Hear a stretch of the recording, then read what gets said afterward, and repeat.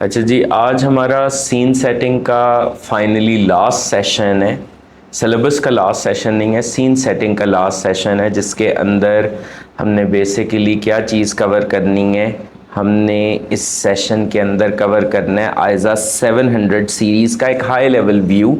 और आइज़ा 700 सीरीज़ किस टॉपिक से डील करती है? ऑडिट रिपोर्टिंग के साथ। ये किस टॉपिक से डील करती है? ऑडिट रिपोर्टिंग के साथ।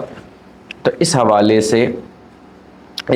से ये हमारा लास्ट सेशन है। लेकिन वही बात है कि मैं एकदम से तो आपको आइज़ा 700 सीरीज़ पढ़ाना नहीं शुरू कर दूंगा, बल्कि इसके अंदर क्या होगा कि हमारा एक फ़्लो में अगर आपको लेके चलूँ तो हमने जो कॉन्सेप्ट पढ़ा, हमने कहाँ से बात स्टार्ट की थी? आइज़ा 200 से। आइज़ा 200 में हमने ऑडिट रिस्क का कॉन्सेप्ट देखा, जो कि क्या था? Audit risk is equal to ROMM multiplied by detection risk. हमने इस इक्वेशन को रीअरेंज किया और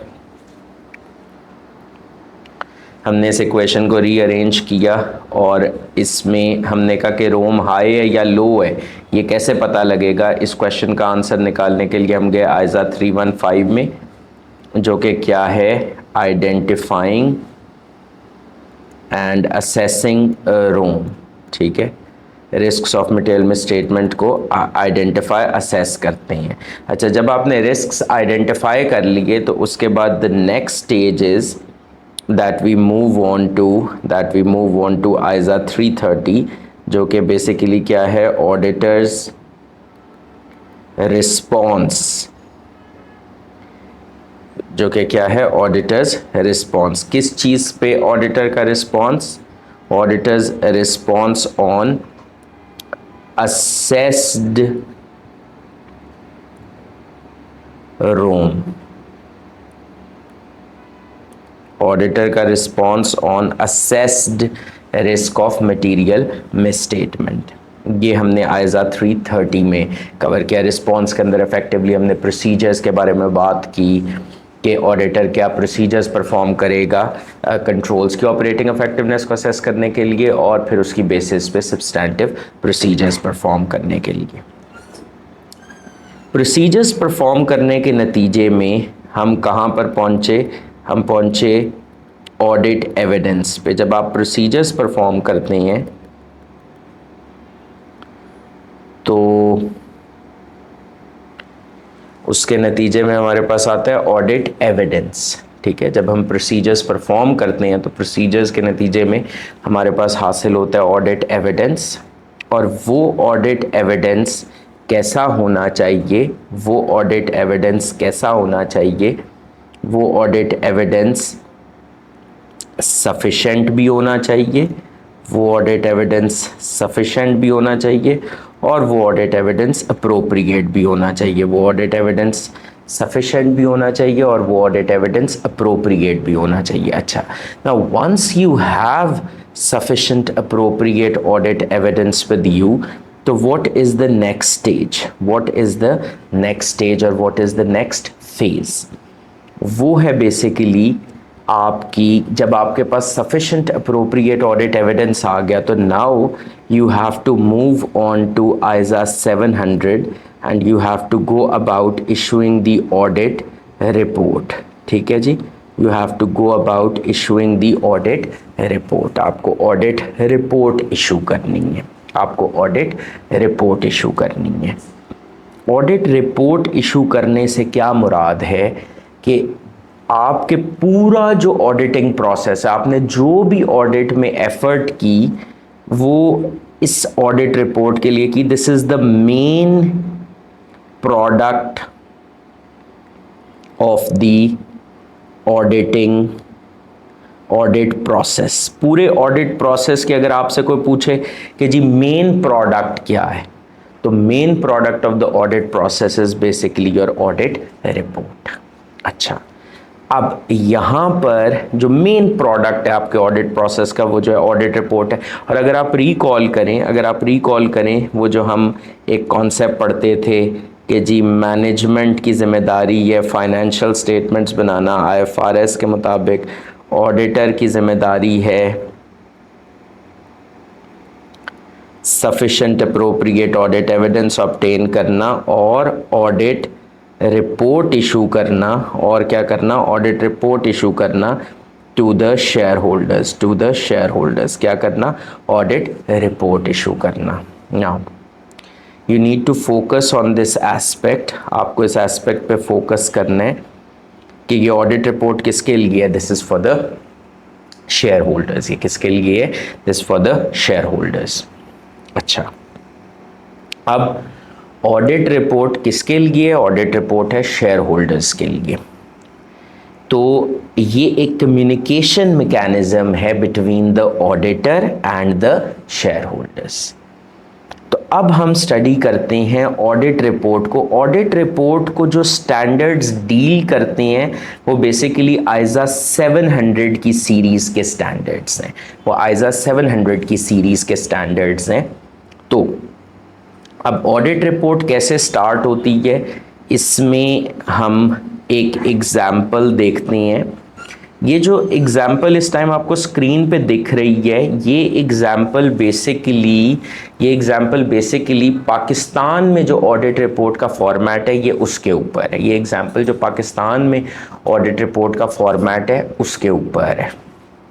और इस एग्जाम्पल के अंदर अगर आप देखें, ये एक फॉर्मेट है ऑडिट रिपोर्ट का पाकिस्तान के तहत, लेकिन this is substantially similar to the format of ISAs. In fact जो आइजाज हैं उनका भी यही फॉर्मेट है। तो साथ साथ मैं आपको बताता जाऊंगा कि आइजा और पाकिस्तान के ऑडिट रिपोर्ट के फॉर्मेट में डिफरेंस क्या है।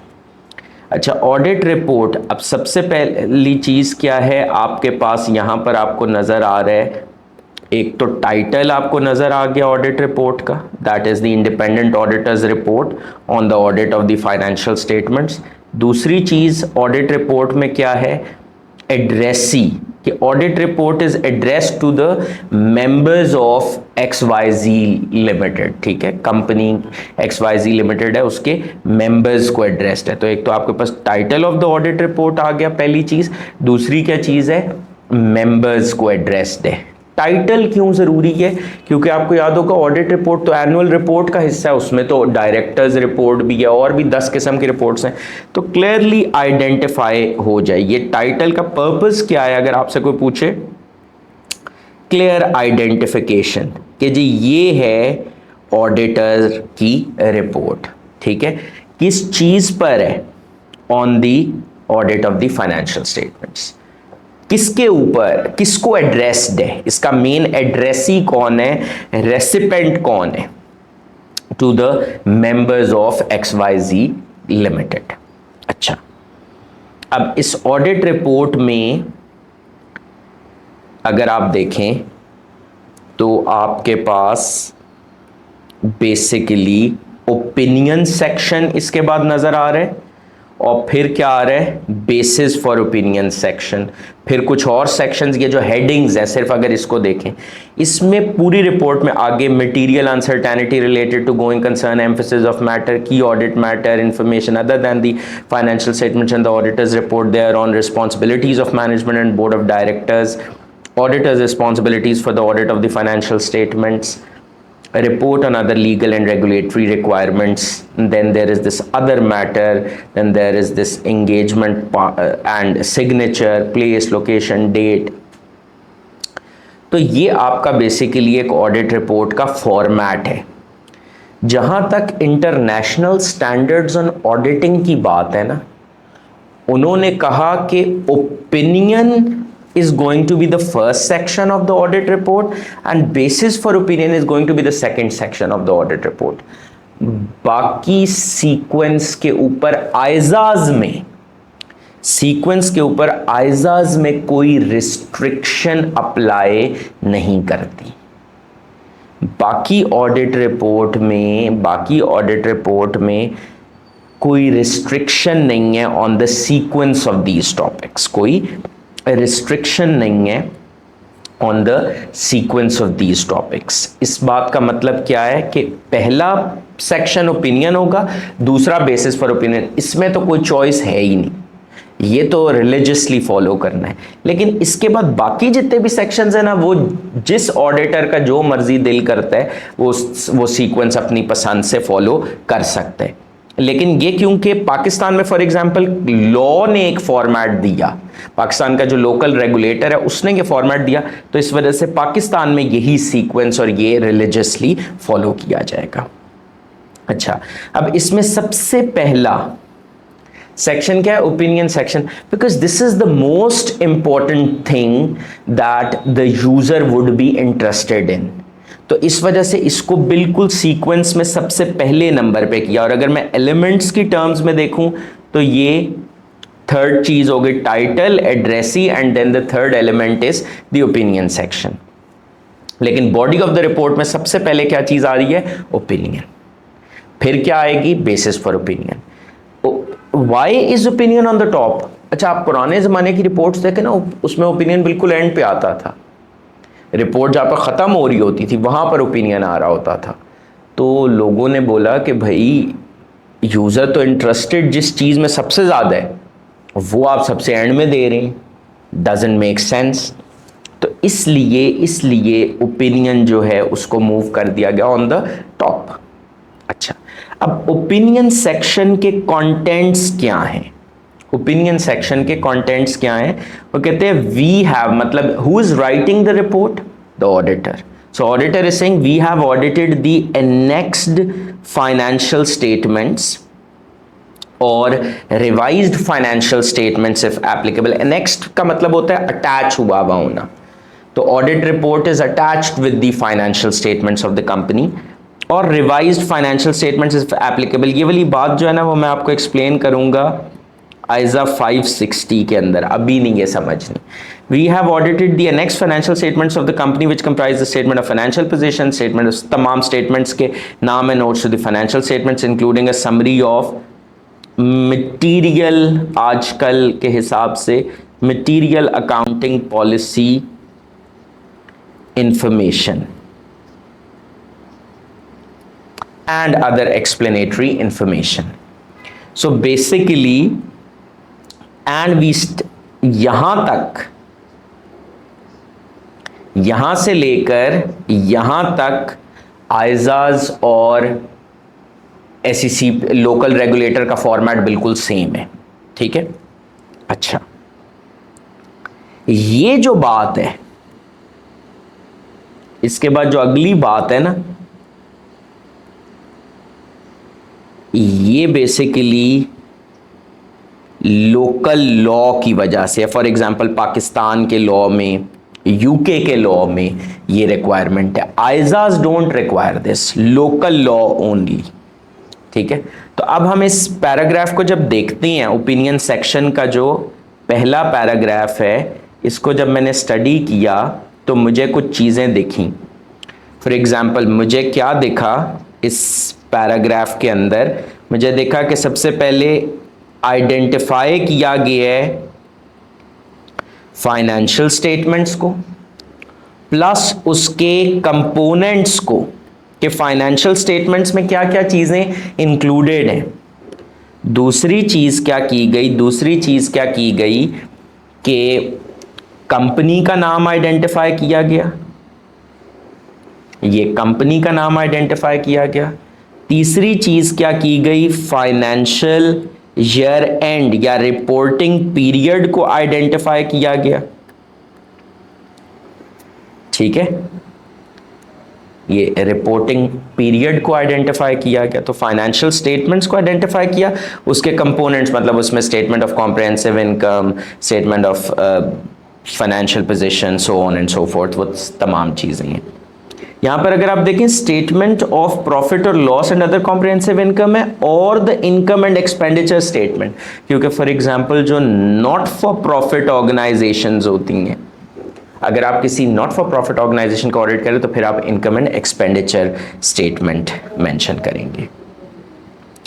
फाइनेंशियल, तो आपने बेसिकली ये तीन चीज़ें आइडेंटिफाई कर ली।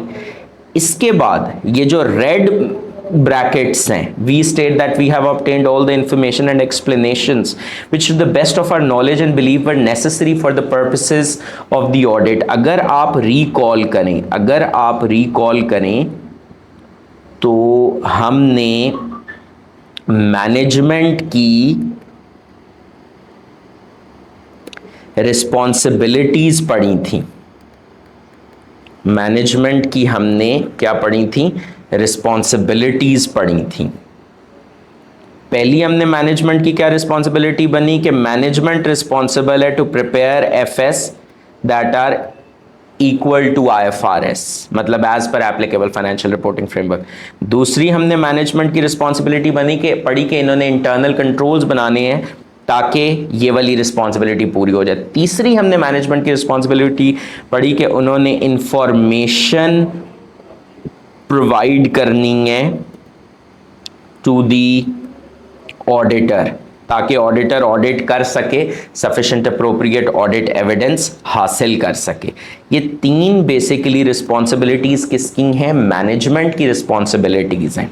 अच्छा, आइजाज ने तो नहीं, लेकिन लोकल लॉ ने कहा कि ऑडिटर सबसे पहले इस बात के ऊपर ओपिनियन एक्सप्रेस करे कि क्या वो तमाम इंफॉर्मेशन एक्सप्लेनेशन जो ऑडिट पर्पसेस के लिए ज़रूरी थी, क्या मैनेजमेंट ने वो तमाम इंफॉर्मेशन प्रोवाइड की। So this is one opinion which is not required by the ISAs. I am repeating again and again, ये जो रेड में है this is only required by local law. तो अगर कि लोकल लॉ में ये रिक्वायरमेंट नहीं होगी तो इसका मतलब है फिर ये पैराग्राफ यहां पर खत्म हो जाएगा। अच्छा, तो एक ओपिनियन लोकल लॉ की वजह से ये हो गया जो कि ऑडिटर एक्सप्रेस करे कि हाँ जी मैनेजमेंट ने अपनी जिम्मेदारी पूरी की या नहीं regarding the provision of information to the auditor. अच्छा, उसके बाद आगे वो आता है, वो कहते हैं in our opinion and to the best of our information and according to the explanations given to us the statement of, ये अब यहां से लेकर यहां तक क्या बताया हुआ है, फाइनेंशियल स्टेटमेंट्स, उसके सारे एलिमेंट्स बताए हैं। और आगे क्या लिखे, thereof conform with the accounting and reporting standards, के फाइनेंशियल स्टेटमेंट्स कंफॉर्म मतलब is equal to, accounting and reporting standards मतलब FS is equal to IFRS। ये बेसिकली यहां पर बात की गई है, इस बात पे ओपिनियन एक्सप्रेस किया गया है कि जी जो फाइनेंशियल स्टेटमेंट्स है they conform with the accounting and reporting standards and give the information required by Companies Act. Pakistan में for example Companies Act applicable है, तो IFRS के साथ साथ कंपनीज एक्ट को भी कंप्लाई करना होता है। In the manner so required और financial statements are giving a true and fair view of the affairs of the company. They are giving a true and fair view of the affairs of the company. क्योंकि IFRS एक जो framework है उसके through क्या होता है, financial statements true and fair picture present करेंगे। क्या प्रेजेंट करेंगे, true and fair picture present करेंगे, चीज़ों को सही तरीके से प्रेजेंट करेंगे। सो this is basically your opinion section, this is basically your opinion. तो हमने देखा कि ओपिनियन सेक्शन के अंदर ऑडिटर ने दो ओपिनियंस एक्सप्रेस किए, पहला इंफॉर्मेशन एक्सप्लेनेशन के ऊपर, दूसरा कि FS IFRS के बराबर हैं या नहीं है and whether they are giving a true and fair view. ये जो पहला ओपिनियन है ये सिर्फ लोकल लॉ की रिक्वायरमेंट है, ये जो दूसरा ओपिनियन है ये आइजाज की भी रिक्वायरमेंट है और लोकल लॉ की भी रिक्वायरमेंट है। ये एक ऐसा ओपिनियन है जो आइजा ने भी रिक्वायर किया और लोकल लॉ ने भी रिक्वायर किया। बात थोड़ी बहुत समझ में आ रही है। So this is how you are going to draft your audit report. अच्छा, ये जो ओपिनियन है इस तक ऑडिटर पहुंचा कैसे होगा, ऑडिटर के पास क्या आया होगा, ऑडिटर के पास आया होगा सफिशिएंट एप्रोप्रिएट ऑडिट एविडेंस, ठीक है ना। ऑडिटर के पास क्या आया होगा, ऑडिटर के पास आया होगा सफिशिएंट अप्रोप्रिएट ऑडिट एविडेंस। सो अब यहां पर थोड़ी सी एक बात आपने समझनी है यहां पर एक थोड़ी सी बात समझनी है कि what do we mean by this particular fact. आपको पता है कि ऑडिटर उस टाइम तक ओपिनियन नहीं एक्सप्रेस कर सकता जब तक ऑडिटर के पास सफिशिएंट अप्रोप्रिएट एविडेंस ना हो। नाउ इन एन ऑडिट जब आप एक ऑडिट कर रहे हैं तो there are two broad possibilities. एक पॉसिबिलिटी ये है कि ऑडिटर ने sufficient appropriate audit evidence obtain कर लिया। दूसरी पॉसिबिलिटी क्या है कि नहीं जी, ऑडिटर ने sufficient appropriate audit evidence obtain नहीं किया। अच्छा, अब अगर ऑडिटर ने sufficient appropriate audit evidence obtain कर लिया तो ऑडिटर को दो बातें पता लग सकती हैं। ऑडिटर को दो बातें पता लग सकती हैं। एक है, ऑडिटर को पता लग सकता है that there is no material misstatement. दूसरी बात ऑडिटर को क्या पता लग सकती है कि there is a material misstatement. आपको एविडेंस मिला कि भाई FS is equal to IFRS. दूसरा क्या है, आपको एविडेंस मिला कि भाई FS is not equal to IFRS.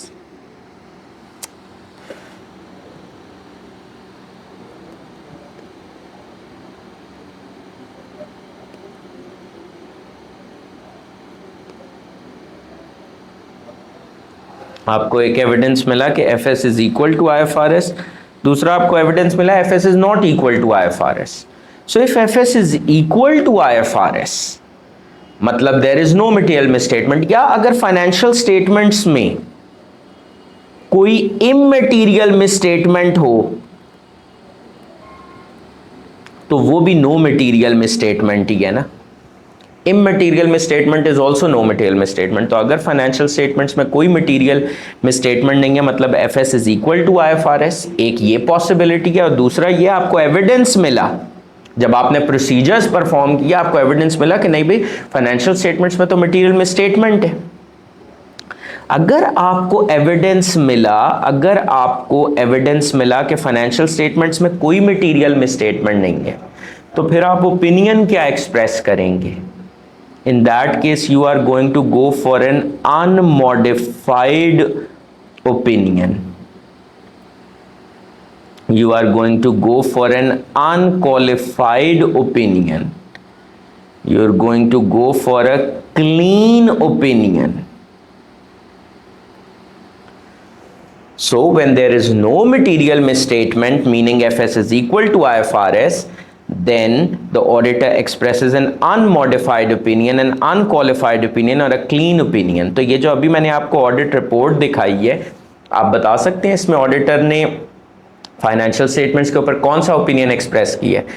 Financial statements के ऊपर ये जो ओपिनियन एक्सप्रेस हुआ है this is basically an unmodified opinion. ये एक अनमॉडिफाइड ओपिनियन है, क्लीन ओपिनियन है, स्टैंडर्ड ओपिनियन है।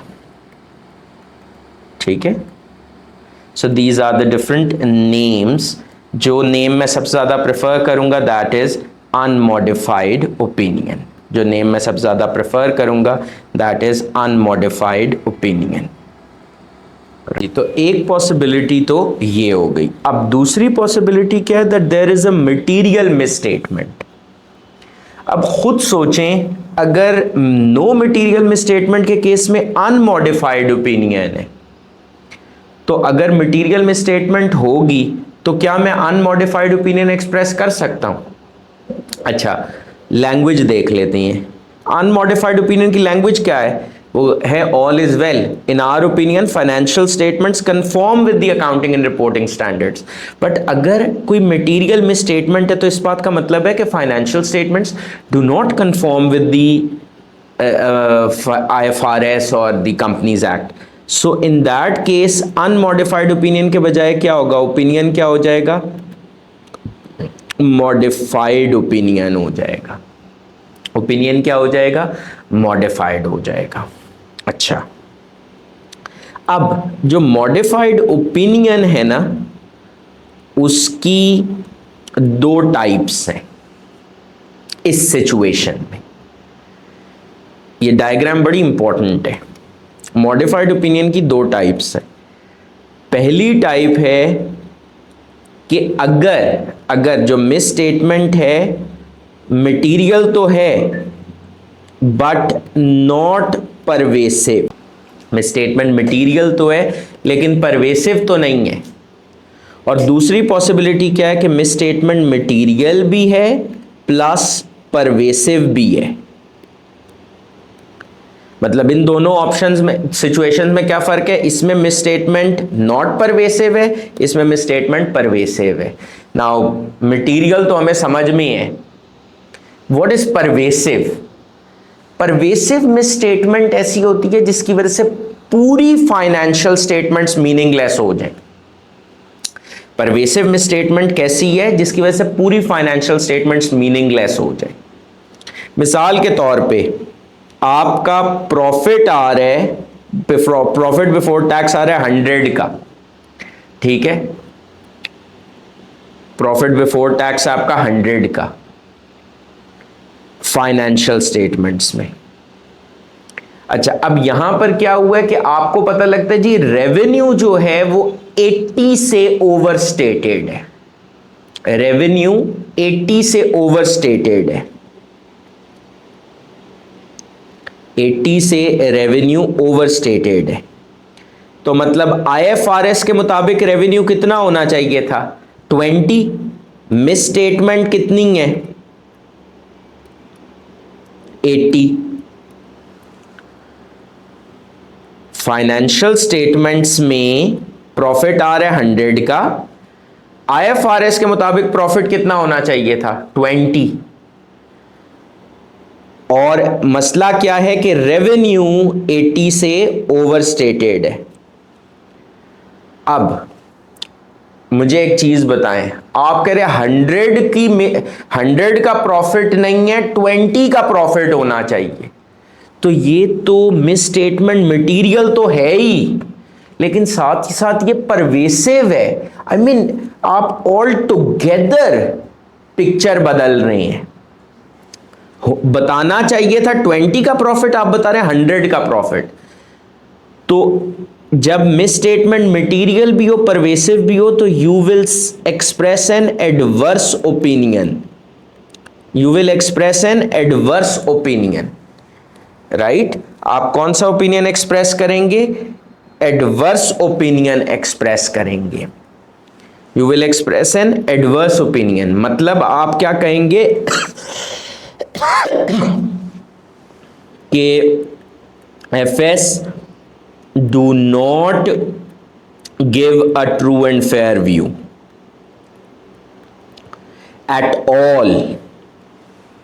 आप कहेंगे, in other words आप क्या कह रहे हैं? don't rely on these FS, on these financial statements at all, these are not at all reliable।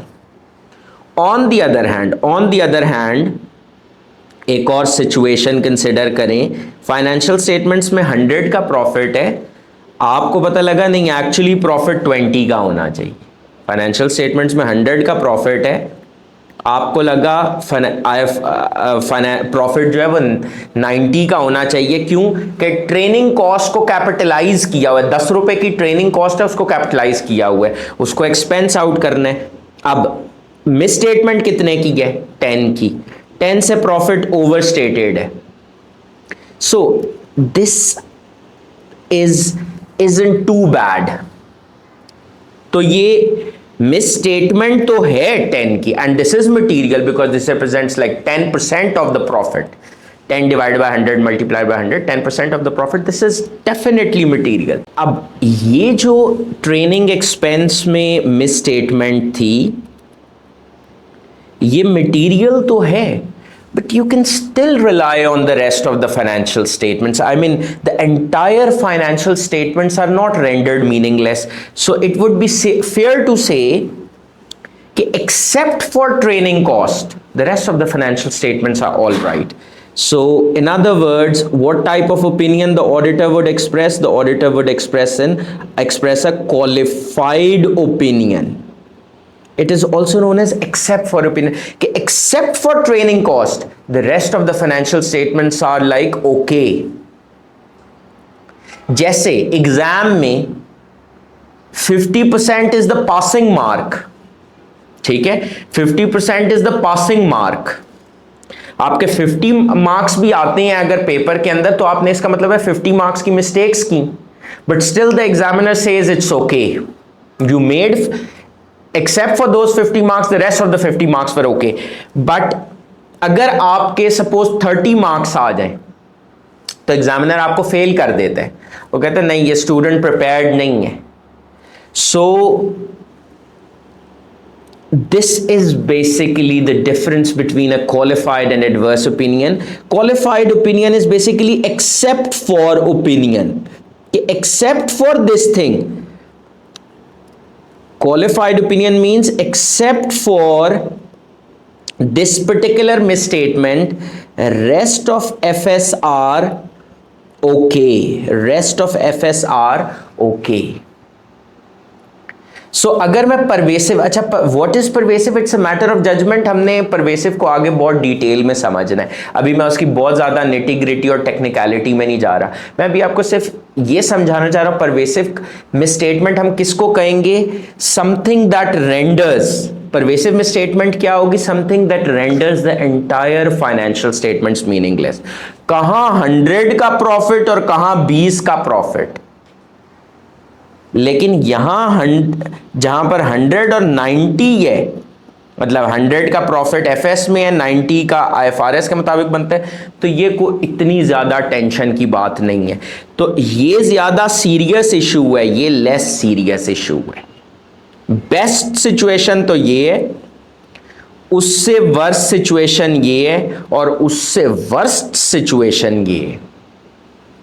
अच्छा, अब दूसरी तरफ आते हैं कि अगर आपका जो सफिशिएंट अप्रोप्रिएट ऑडिट एविडेंस है वो ऑब्टेन नहीं हुआ, ये कैसे होगा कि सफिशिएंट अप्रोप्रिएट ऑडिट एविडेंस ही नहीं ऑब्टेन हुआ.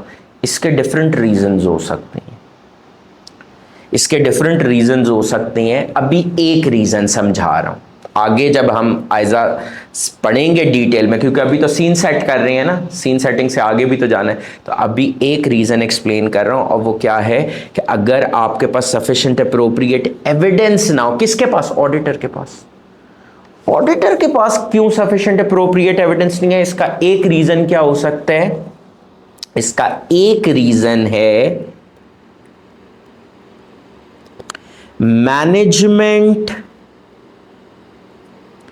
imposed scope limitation. Management imposed scope limitation. Sufficient appropriate ना होना का मतलब है,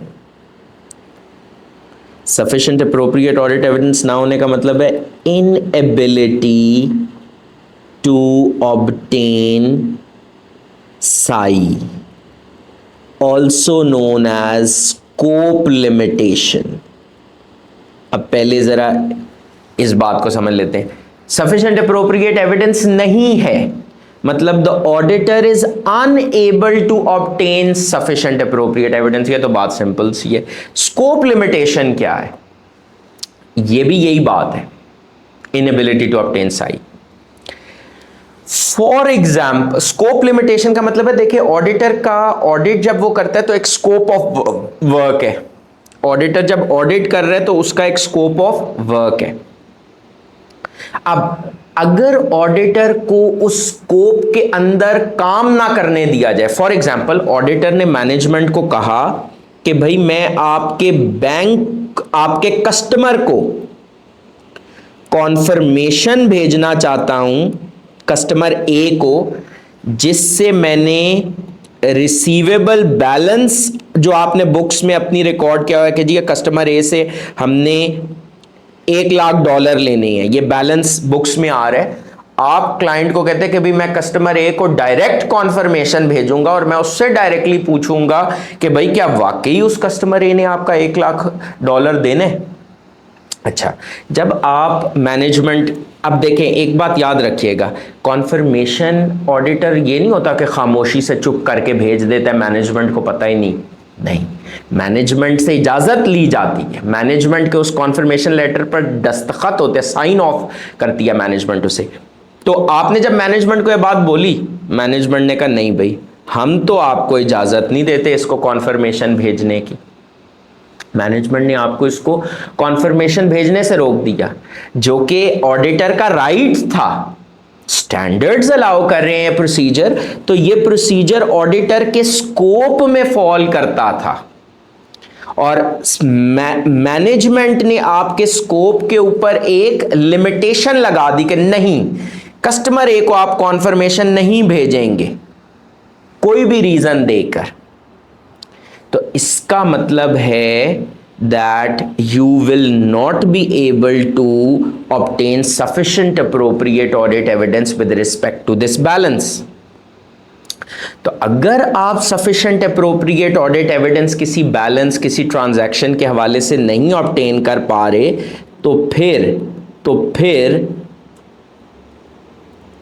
क्या अब आप ये कह सकते हैं, अगर आप किसी बैलेंस के हवाले से सफिशिएंट अप्रोप्रिएट एविडेंस नहीं ऑब्टेन कर पा रहे, तो क्या आप कह सकते हैं कि financial statements give a true and fair view? खुद बताएं, खुद सोचें कि क्या आप ये बात कर सकते हैं कि financial statements give a true and fair view? भाई आपको क्या पता, आपके पास तो एविडेंस ही नहीं है इस टॉपिक पे बात करने के लिए, आपके पास तो एविडेंस ही मौजूद नहीं है, ठीक है ना। तो अगर आपके पास सफिशिएंट अप्रोप्रिएट एविडेंस नहीं है तो आप ये वाली बात नहीं कर सकते, आपको नहीं पता, तो आप ये नहीं कह सकते कि क्या ये फाइनेंशियल स्टेटमेंट्स, क्या FS is equal to IFRS हैं या नहीं। आपको नहीं पता। क्यों नहीं पता? क्योंकि आपके पास सफिशिएंट अप्रोप्रिएट एविडेंस ही नहीं है। तो अगर आपके पास सफिशिएंट अप्रोप्रिएट एविडेंस नहीं है, तो फिर क्या आप अनमॉडिफाइड ओपिनियन एक्सप्रेस कर सकते हैं? क्या आप क्लीन ओपिनियन एक्सप्रेस कर, क्या आप कह सकते हैं कि FS is equal to IFRS? ये अनमॉडिफाइड ओपिनियन तो एक ही सिचुएशन में एक्सप्रेस होता है, जब FS is equal to IFRS. तो आपको क्योंकि पता ही नहीं है, यू डोंट नो कि FS is equal to IFRS, तो इस वजह से आपको ओपिनियन क्या करना पड़ेगा? मॉडिफाई करना पड़ेगा। You will have to express a modified opinion. अब जब हम कहते हैं ना कि आपको ओपिनियन मॉडिफाई करना पड़ेगा, तो there are two types of modifications. There are two types of modifications. आपको किस टाइप की मॉडिफिकेशन देनी है वो डिपेंड करता है कि जिस बैलेंस के हवाले से या जिस ट्रांजैक्शन के हवाले से आप एविडेंस नहीं ऑब्टेन कर रहे, वो मटेरियल है बट नॉट परवेसिव। एक पॉसिबिलिटी ये हो सकती है। दूसरी पॉसिबिलिटी क्या है कि वो बैलेंस या ट्रांजैक्शन मटेरियल भी है और परवेसिव भी है। एक कंपनी है, उसमें इन्वेंट्री है 20 की और उसका पीबीटी है से फॉर एग्जाम्पल 200, ठीक है। आप उस कंपनी की इन्वेंट्री को सपोज कर लेते हैं, you can not verify it due to any reason, you are unable to obtain sufficient appropriate audit evidence for any reason. 20 divided by 200 multiplied by 100 means it's like 10% of PBT. Inventory is 10% of PBT. अब आपको 10% of PBT के ऊपर evidence नहीं है, आपको 10% of PBT के बारे में नहीं पता कि वो मिसस्टेटेड है नहीं है, लेकिन 10% इज मटीरियल। बट जो रिमेनिंग 180 है, जो रिमेनिंग 180 है उस पे तो आपको पता है ना। सो आप एविडेंस जिस चीज के बारे में नहीं ले सके वो मटेरियल तो है, बट इट डजंट मीन्स कि आपको कुछ एविडेंस ही मिला। For the rest of the financial statements you have the evidence. So again you will go for a qualified except for opinion, कि except for inventory the rest of the financial statements are okay, it's just that I was not able to obtain evidence regarding inventory. on the other hand अगर suppose करें कि inventory हो say for example 180 और profit है 200, now this alone inventory is like more than 90%, एक बहुत बड़ा chunk है। तो आप ये तो नहीं कह सकते कि 200 में से 180 का मुझे नहीं पता, बाकी सब ठीक है, एक्सेप्ट फॉर तो इसमें नहीं वैलिड होगा, क्योंकि this represents a huge chunk of the finance. तो अगर आपको 200 में से 180 का नहीं पता लगा तो 20 का अगर आपको पता भी है तो आपको टेक्निकली कुछ नहीं पता। तो आपको जिस मामले में एविडेंस नहीं अवेलेबल वो मामला मटेरियल भी है, वो मामला परवेसिव भी है। It represents a major chunk of the financial statements. This 180 represents a major chunk of your profit. So in that case you will go for disclaimer of opinion. What is disclaimer of opinion? Disclaimer of opinion is we मतलब auditors do not express an opinion on FS at all.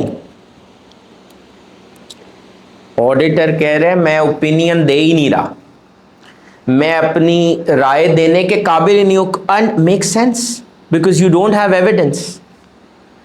यहां पर auditor जब मामला material है but not pervasive, auditor कह रहे हैं inventory पे मेरी कोई राय नहीं है but the rest of the financial statements are okay, this is a qualified except for opinion. तो अगर मैं समराइज करूं ओपिनियंस की टाइप्स को, अगर मैं समराइज करूं ओपिनियन की टाइप्स को, तो यू वुड अग्री कि ओपिनियन की दो मेन टाइप्स हैं। एक है अनमॉडिफाइड ओपिनियन और दूसरा है मॉडिफाइड ओपिनियन। एक है अनमॉडिफाइड ओपिनियन, दूसरा है मॉडिफाइड ओपिनियन। ना मॉडिफाइड ओपिनियन का एक रीजन, मॉडिफाइड ओपिनियन का reason number 1 is a material misstatement in the financial statements, and reason number 2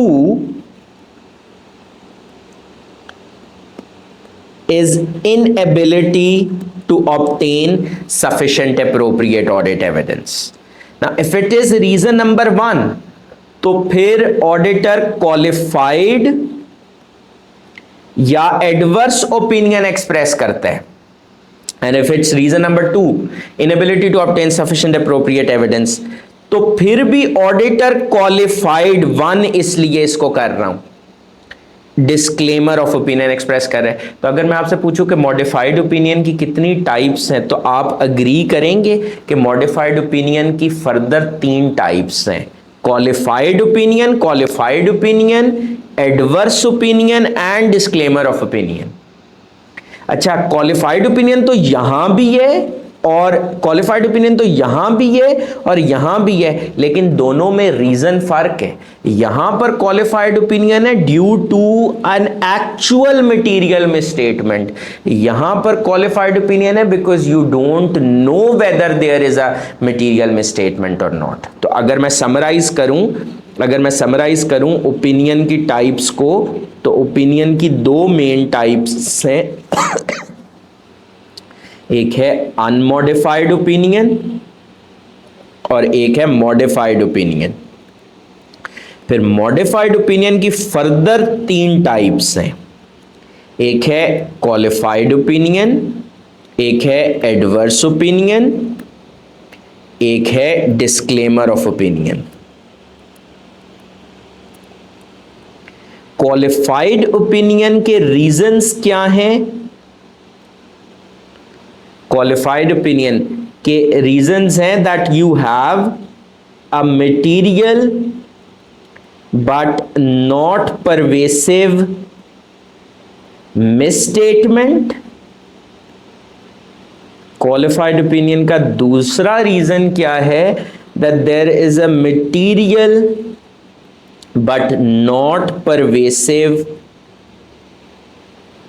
FSLI regarding which, or a disclosure regarding which auditor is unable to obtain PSI. Adverse opinion, when there is a material and pervasive misstatement. Disclaimer of opinion, when there is a material and pervasive situation where the auditor is unable to obtain sufficient appropriate audit evidence. आपको बताया जाए आग लग गई, सारे record जल गए, system पूरा आपका जो इलेक्ट्रॉनिक सिस्टम है, कंप्यूटर्स हैं, वो बर्बाद हो गए, तो आप एविडेंस कहां से ऑब्टेन करेंगे? तो आपका बेसिकली इन दैट केस क्या होगा, क्योंकि आप किसी भी चीज के बारे, पूरी फाइनेंशियल स्टेटमेंट्स के बारे में ही आप एविडेंस नहीं ऑब्टेन कर पा रहे, तो you will go for a disclaimer of opinion. You would agree कि ये दो बेसिकली एक्सट्रीम सिचुएशंस हैं, ये दो बेसिकली एक्सट्रीम सिचुएशंस हैं, but I hope you have a fair idea when to use which type of opinion. This is just the beginning. हमने इन तमाम areas को बहुत डिटेल में आगे कवर करना है, लेकिन अभी के लिए एक ब्रॉड अंडरस्टैंडिंग में डेवलप करना चाह रहा था। और अच्छा, बड़ा लॉजिकल है।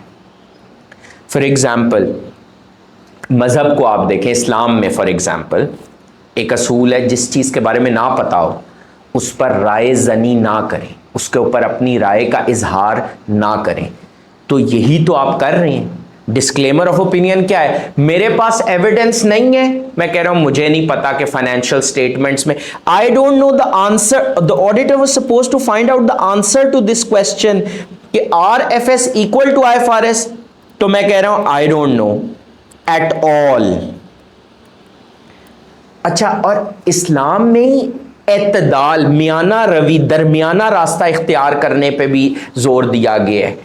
जहां पर मुझे एक चीज के बारे में, इन्वेंट्री के बारे में नहीं पता, और inventory is just 10% of profit, तो वहां पे मैं कह रहा हूं मुझे इन्वेंट्री का नहीं पता, but the rest of the financial statements are okay. ये वाली सिचुएशन जहां पर 10% ऑफ प्रॉफिट में मसला, मैंने कहा ये मिस स्टेटमेंट मटीरियल तो है, परवेसिव नहीं है, क्वालिफाइड ओपिनियन।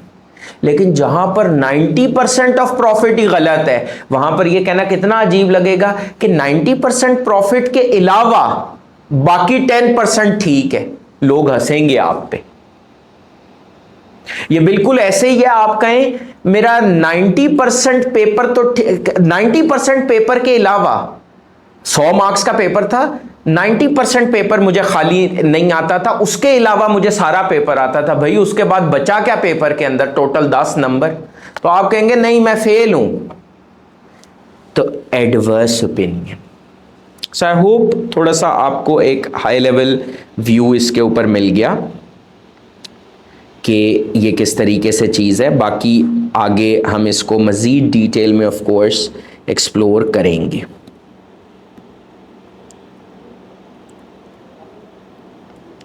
अच्छा, इसके बाद आपके पास आ जाता है basis for opinion. Basis for opinion हमने पहले ही, जब अगर आपको याद हो, जब हम रियल वर्ल्ड एग्जांपल्स एक इनिशियल लेक्चर में सीन सेटिंग के कवर कर रहे थे, तो वहां पर हमने क्या बात की थी कि जी बेसिस फॉर ओपिनियन का मतलब है कि ये जो मैं इस ओपिनियन तक पहुंचा कि FS is equal to IFRS, मैंने इस ओपिनियन तक पहुंचा कैसे पहुंचा? मैंने ऑडिट किया as per ISAs as applicable in Pakistan, और मेरी जो मजीद रिस्पॉन्सिबिलिटीज हैं आइजाज के अंदर, वो एक और सेक्शन में बताई गई हैं। आगे नीचे हम वो सेक्शन ऑडिटर्स रिस्पॉन्सिबिलिटीज का पढ़ेंगे। अगर आपको याद हो आइजा 200,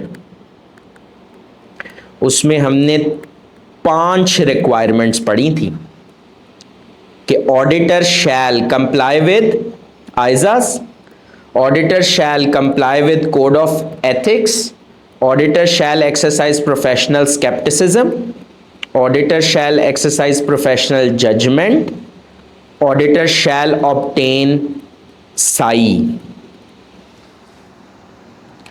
बात समझ में आ रही है? तो ये कंप्लाई विद आइजाज नजर आ रहे इधर। दूसरी बात, we are independent of the company in accordance with international ethics standard board for accountants, code of ethics for professional accountants as adopted by ICAP or Institute of Cost and Management Accountants of Pakistan, and we have fulfilled our ethical responsibilities in accordance with the code. ये वाली बात होगी comply with the code.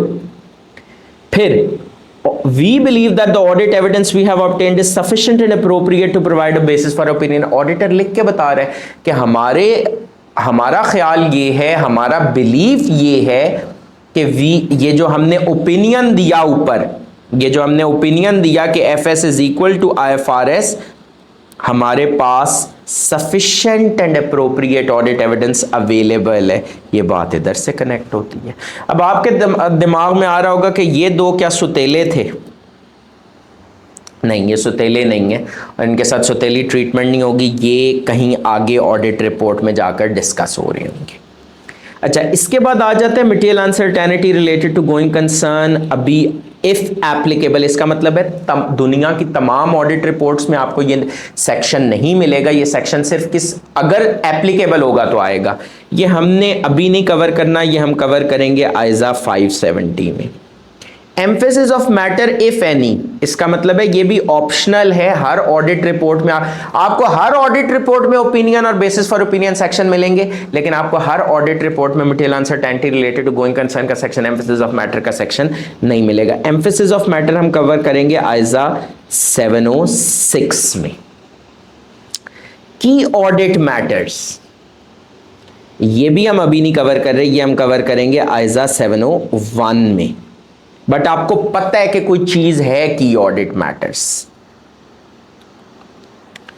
Information other than the financial statements and the auditor's report thereon, ये हम cover करेंगे ISA 720 में।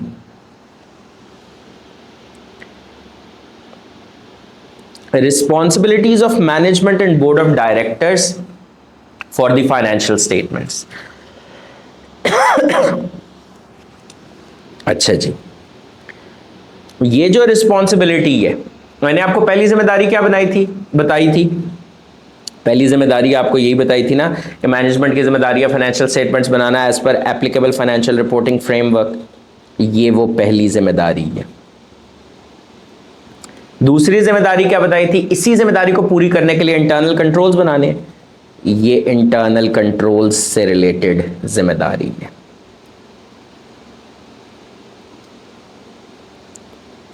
अच्छा, एक मामला जिस पे दुनिया भर में बड़ा फोकस आया, तो ये ऑडिट रिपोर्ट में भी आ गया। गोइंग कंसर्न से रिलेटेड मैनेजमेंट की क्या जिम्मेदारी है, ये मैं आपको अभी नहीं बताऊंगा, ये हम पढ़ेंगे आइजा 570 में 570 में, तब स्टडी करेंगे।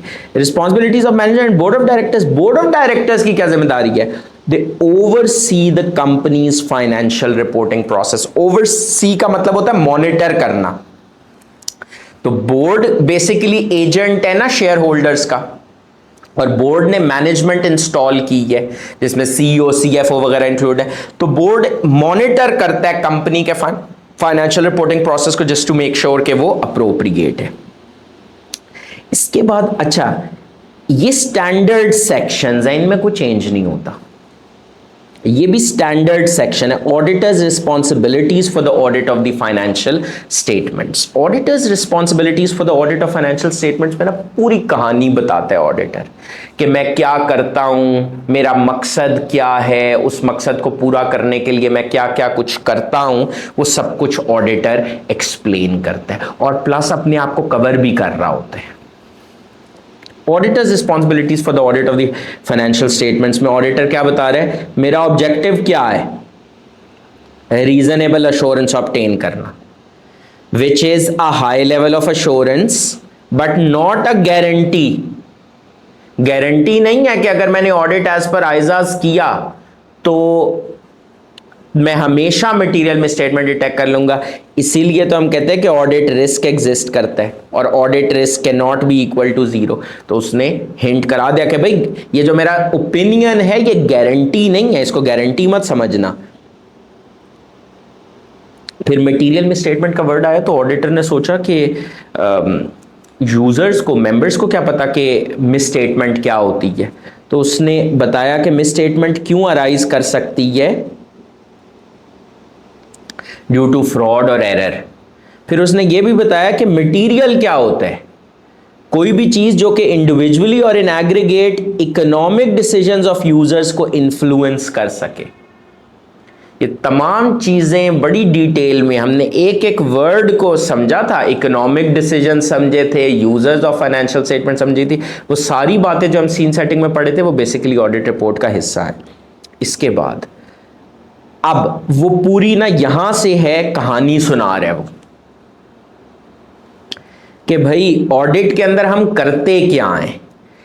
एक चीज उसने शुरू में बता दी कि पूरे ऑडिट में हम क्या करते हैं, we exercise professional judgement and maintain professional scepticism.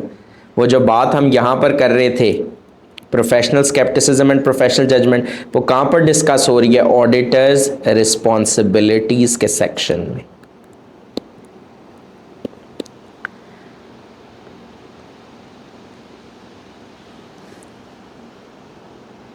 अब यहां पर ऑडिटर ना पूरी कहानी सुना रहे कि ऑडिटिंग का प्रोसेस कैसे स्टार्ट हुआ।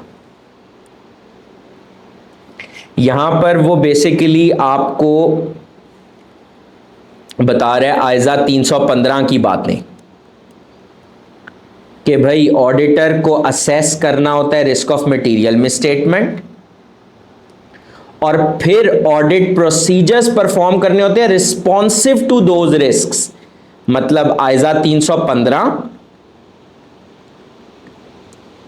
Audit procedures responsive to those risk, मतलब आइजा 330 उसी में रिस्पॉन्स था ना। And obtain audit evidence that is sufficient and appropriate to provide a base for opinion, मतलब आइजा 500। अगर आपको सीक्वेंस याद हो यही था ना, 315, 330 और फिर 500। आई होप सारा कॉन्सेप्ट समझ में आ रहा है और लिंकिंग भी हो रही है।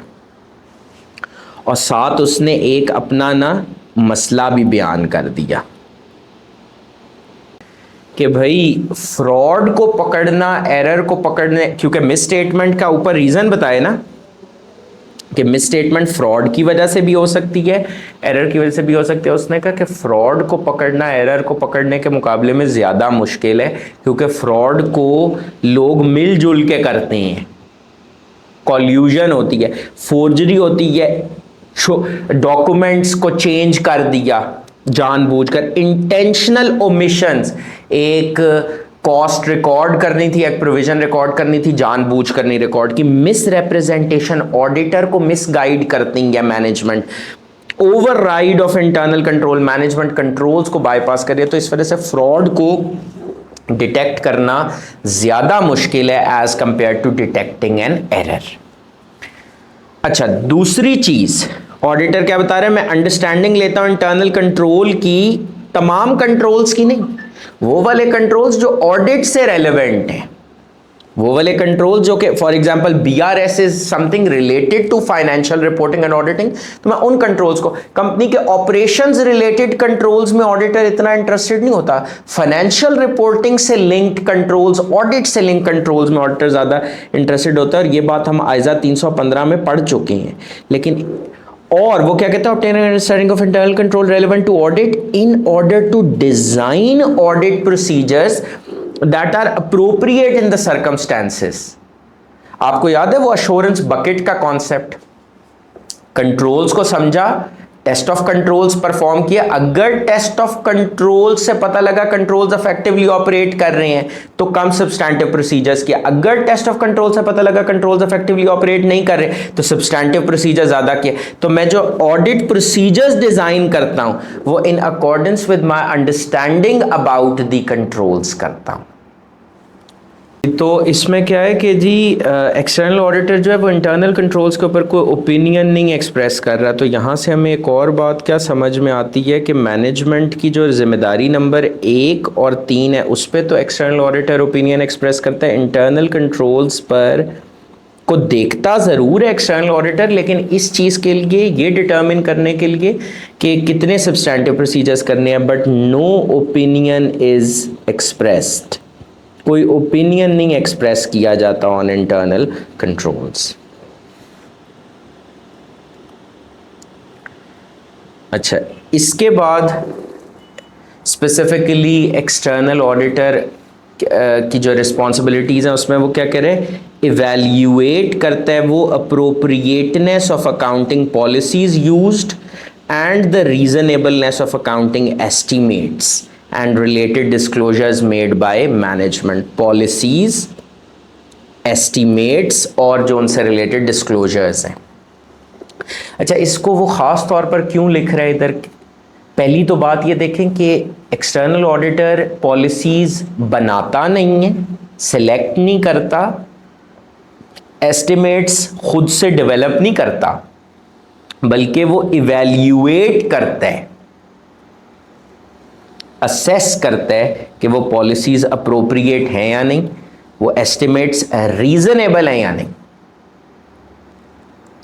अच्छा, ये ख़ास तौर पर क्यों लिखा गया? ये इसलिए ऑडिट रिपोर्ट में लिखा गया क्योंकि आप खुद सोचें, पूरी जो आपके फाइनेंशियल स्टेटमेंट्स हैं वो डिपेंड ही पॉलिसीज़ पे कर रही होती, एस्टिमेट्स एक्सटेंसिवली यूज़ हो रहे होता है, तो इस वजह से स्पेसिफिकली लिखा गया।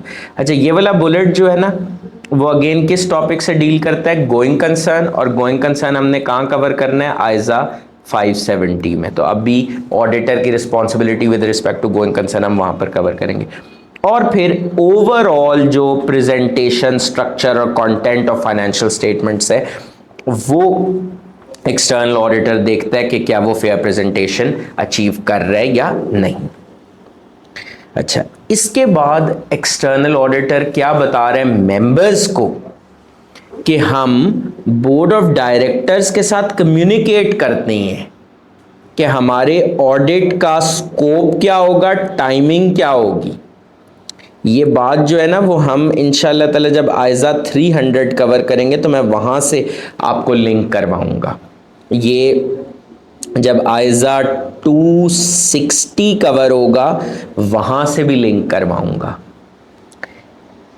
Timing of the audit and significant audit findings, कोई मटेरियल मिस स्टेटमेंट मिल गई या अगर मिस स्टेटमेंट नहीं भी है, कोई सिग्निफिकेंट कंट्रोल डेफिशिएंसीज अगर ऑडिट के दौरान आइडेंटिफाई होती है तो वो कम्युनिकेट की जाती है to the board of directors. Members को नहीं बता रहे, वो मेंबर्स को तो बस ये बता रहे हैं फाइनेंशियल स्टेटमेंट्स पास हैं या फेल है, मेंबर्स को उस इशू में उलझा नहीं रहे। लेकिन बोर्ड ऑफ डायरेक्टर्स को, मेंबर्स को ऑडिटर ये बता रहा है कि हमने बोर्ड ऑफ डायरेक्टर्स को ज़रूर बताते हैं कि इंटरनल कंट्रोल्स की कोई अगर सिग्निफिकेंट डेफिशिएंसीज हैं, सिग्निफिकेंट डेफिशिएंसी मीन्स कोई मेजर गैप है इंटरनल कंट्रोल्स में। ये हम टॉपिक मज़ीद डिटेल में एक्सप्लोर करेंगे आइजा 265 के अंदर, ठीक है। अच्छा, ये जो 2 पैराग्राफ्स आखिरी हैं ये याद रखिएगा, ये सिर्फ और सिर्फ जो आपकी लिस्टेड कंपनीज होती हैं उनकी ऑडिट रिपोर्ट में आएंगे। अनलिस्टेड कंपनी की ऑडिट रिपोर्ट में ये कोई नहीं आते।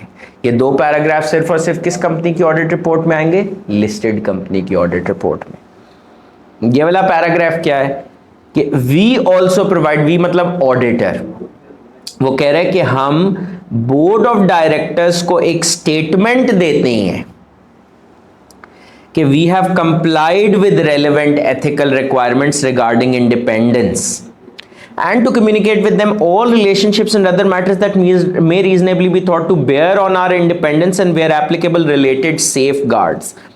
ये वाली सारी चीज़ हमने बड़ी डिटेल में वैसे तो पढ़नी है कोड ऑफ एथिक्स के अंदर, ये एक अलग चैप्टर है, हम उधर इस चीज़ को एक्सप्लोर करेंगे। लेकिन यहाँ पर क्या है कि ऑडिटर मेंबर्स को बता रहे हैं कि हम बोर्ड ऑफ डायरेक्टर्स को भी कंफर्म करते हैं कि हम कोड ऑफ एथिक्स के हवाले से कंप्लाइंट हैं, कोई ब्रीच नहीं कर रहे कोड ऑफ एथिक्स की, and that we are independent of the company. अच्छा, ये बात मजे की बात है, ऑडिटर ने मेंबर्स को भी बताई थी। कब बताई थी? ये जो आपका बेसिस फॉर ओपिनियन का सेक्शन है, इसमें ऑडिटर ने उन्हें कहा था ना, we are independent of the company.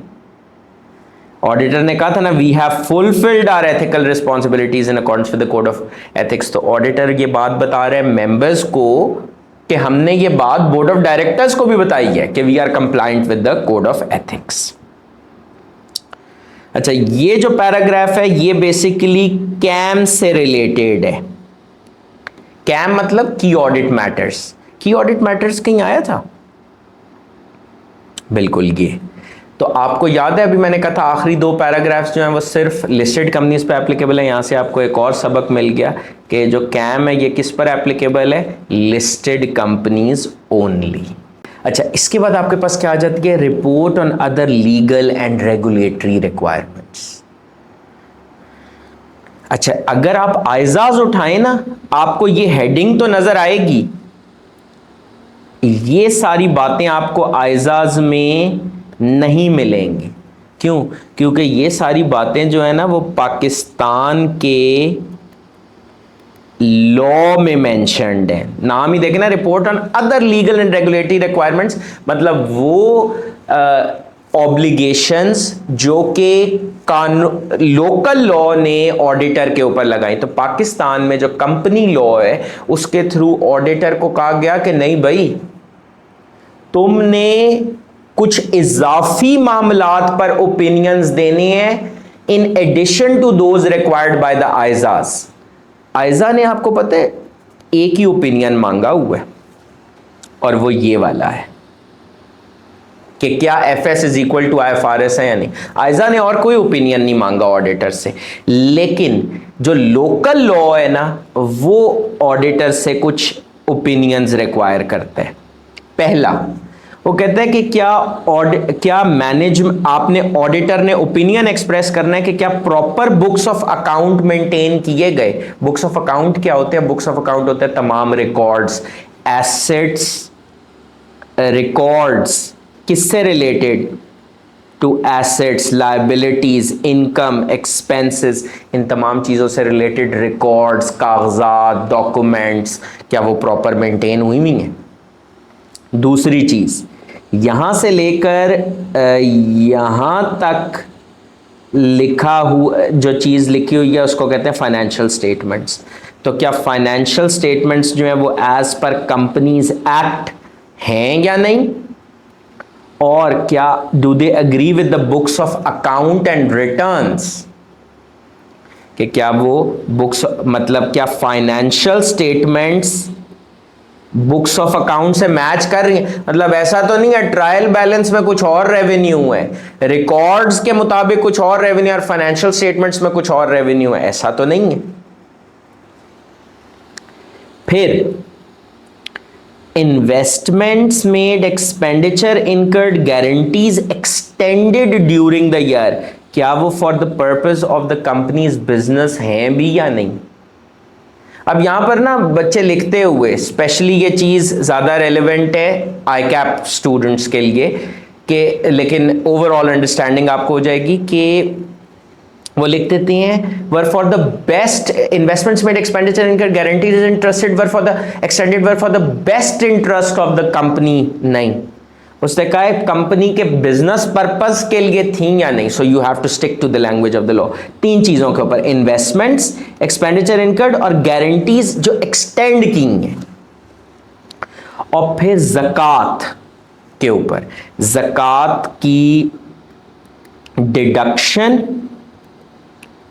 और डिपॉजिट के ऊपर कि ज़कात डिडक्ट हुई या नहीं, डिपॉजिट हुई या नहीं, ज़कात डिडक्ट हुई या नहीं सही से, डिपॉजिट हुई या नहीं, अंडर दी ज़कात एंड उशर ऑर्डिनेंस डिपॉजिट कहां पर होनी थी? सेंट्रल ज़कात फंड में। तो क्या ज़कात जिस ट्रांजैक्शन पर एप्लीकेबल थी उस पर काटी गई और फिर क्या कंपनी ने उसको जमा करवाया इन दी सेंट्रल ज़कात फंड? जैसे डिविडेंड्स के ऊपर ज़कात की कटौती बनती है। तो ऑडिटर को कहा गया कि ये ओपिनियन एक्सप्रेस करें। इसलिए अगर मैं आपसे पूछूं कि अंडर द आइजाज ऑडिटर कितने ओपिनियन एक्सप्रेस करता है, तो आपका जवाब होगा 1। लेकिन अगर मैं आपसे पूछूं ना under the company law of Pakistan auditor कितने ओपिनियंस एक्सप्रेस करता है, तो आपका जवाब होगा 6। कैसे? 1 2 3 4 5 और ये वाला 6 ओपिनियंस एक्सप्रेस करता है अंडर द लोकल लॉ। इसका मतलब एक ओपिनियन जो है वो कॉमन है। ये वाला जो ओपिनियन है कि एफएस एज पर आईएफआरएस बनी है नहीं, ये कॉमन है between the company law and the ISAs. इसके बाद आपके पास आ जाता है अदर मैटर पैराग्राफ। ये भी इफ एनी है, ये भी इफ एनी है। हर ऑडिट रिपोर्ट में आपको ये नहीं मिलेगा, ये हम जब आइजा 706 पढ़ेंगे तो वहां पर इंशाल्लाह डिटेल में कवर करेंगे। इसके बाद आपके पास क्या है? The engagement partner on the audit resulting in this auditors report is, नाम आता है एंगेजमेंट पार्टनर का। याद है स्कारलेट को का क्वेश्चन करवाते हो आपको पूरी फर्म की हायरार्की समझाई थी, उसमें कहा था कि फर्म अपॉइंट होती है एज ऑडिटर और फिर किसी एक पार्टनर को एलोकेट कर दिया जाता है that you are going to be the engagement leader और the engagement partner, and engagement partner signs the audit report on behalf of the audit firm. लेकिन एंगेजमेंट पार्टनर का नाम लिखा जाता है। अच्छा, अब यहां पर ये है जो आपके आइजाज ने और जो पाकिस्तान का लॉ है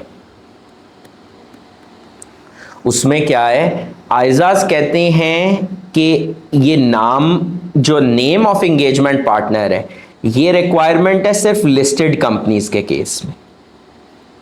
आइजाज के अंडर ये रिक्वायरमेंट है सिर्फ लिस्टेड कंपनीज के केस में, और ये रिक्वायरमेंट वेव ऑफ हो सकती है, एग्जेम्प्ट की जा सकती है अगर किसी पार्टनर को कोई पर्सनल सिक्योरिटी थ्रेट है, क्लाइंट या उसकी मैनेजमेंट थ्रेटन करिए कि अगर तुमने क्वालिफाइड या एडवर्स ओपिनियन दिया तो तुम्हें छोड़ेंगे नहीं। तो अगर इस तरह का कोई पर्सनल सिक्योरिटी थ्रेट है तो फिर आइजा कहता है कि ये ना मेंशन करें। लेकिन पाकिस्तान के कानून में क्या है?